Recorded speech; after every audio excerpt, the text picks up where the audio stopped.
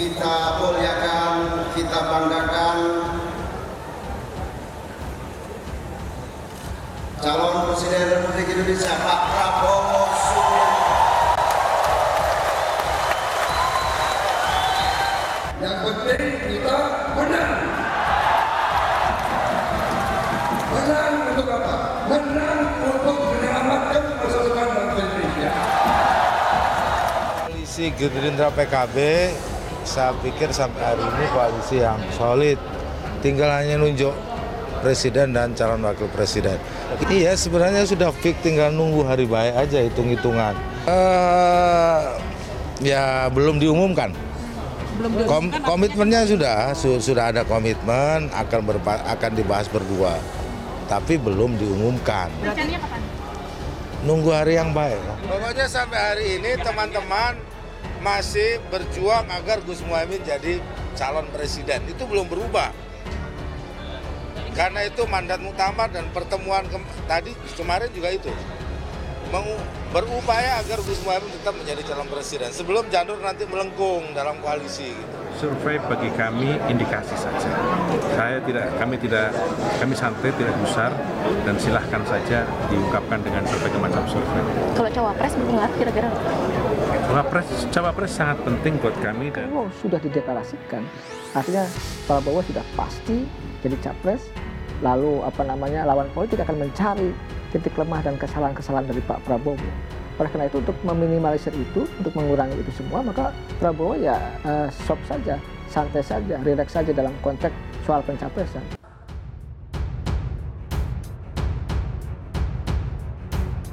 Prabowo tegaskan putuskan cawapres bersama PKB. Ketua Umum Partai Gerindra Prabowo Subianto menegaskan partainya sudah menjalin koalisi dengan Partai Kebangkitan Bangsa.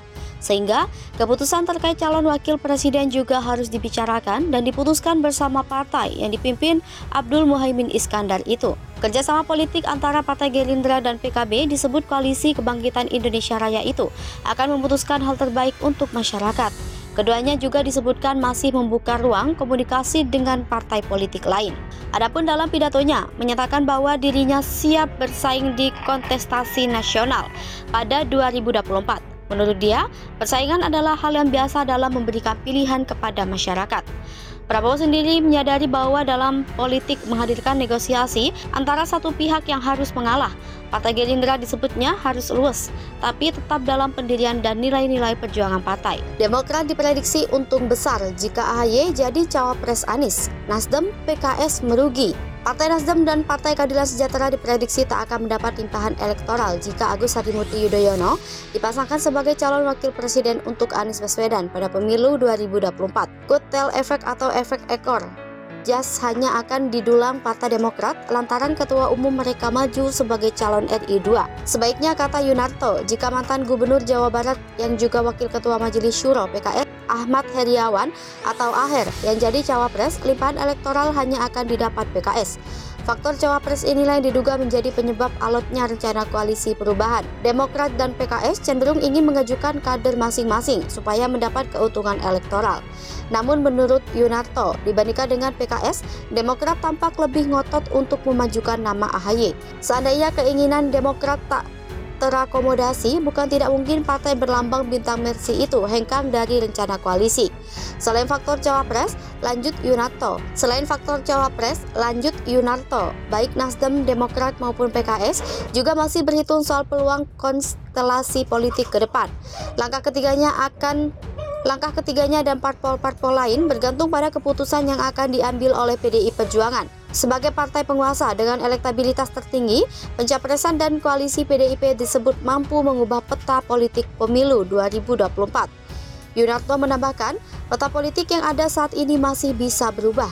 Tak hanya rencana koalisi Nasdem, Demokrat dan PKS saja, kerja sama parpol-parpol lainnya yang sudah terbentuk masih sangat mungkin bubar.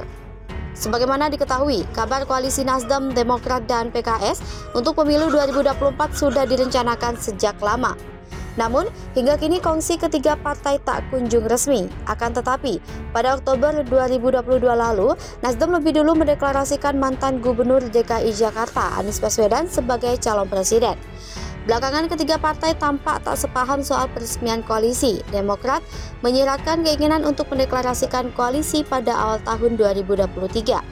Namun, partai yang dimotori AHY itu mau deklarasi koalisi bersamaan dengan penetapan bakal Capres dan Cawapres.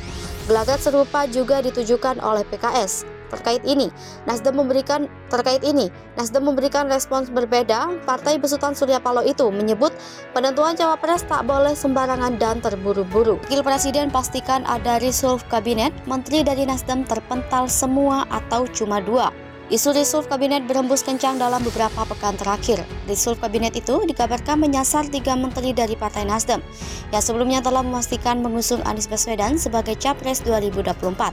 Padahal, Anies Baswedan sempat disebut sebagai antitesis Presiden Joko Widodo oleh petinggi Nasdem meski yang bersangkutan belakangan dicopot dari jabatannya. Nasdem sendiri saat ini masuk koalisi Indonesia Maju pendukung Jokowi. Rumor soal reshuffle kabinet itu akhirnya jelas Jumat 6 Januari 2023. Wakil Presiden Ma'ruf Amin memastikan Presiden Joko Widodo melakukan kocok ulang kabinet. Menurut Ma'ruf Amin, reshuffle kabinet akan dilakukan bila ada kinerja menteri yang dirasa kurang baik. Ma'ruf menyebut Jokowi bisa kapan saja merombak jajaran pembantunya karena hal itu adalah hak prerogatifnya sebagai presiden.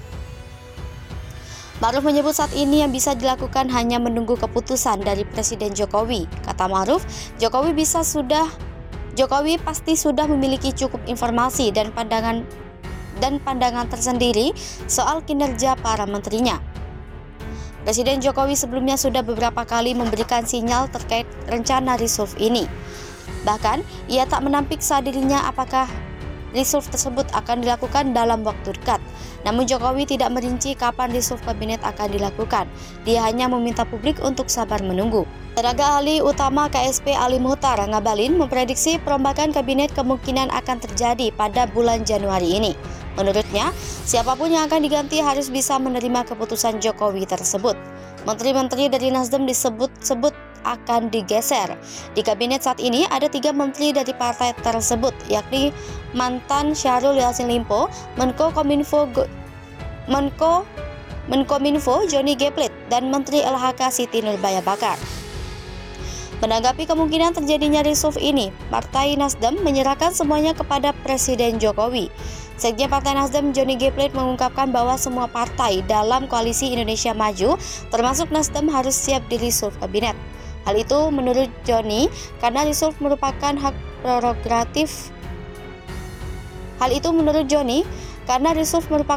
prerogatif Presiden Jokowi. Johnny menegaskan seorang menteri tugasnya membantu presiden, maka dari itu dirinya juga siap jika itu keputusan presiden. Johnny juga mengatakan bahwa Nasdem terus berkomitmen terhadap pemerintahan Jokowi Ma'ruf. Dia menegaskan Nasdem akan terus konsisten terhadap komitmen penentuan anggota kabinet. Perubahan anggota kabinet merupakan kewenangan prerogatif presiden.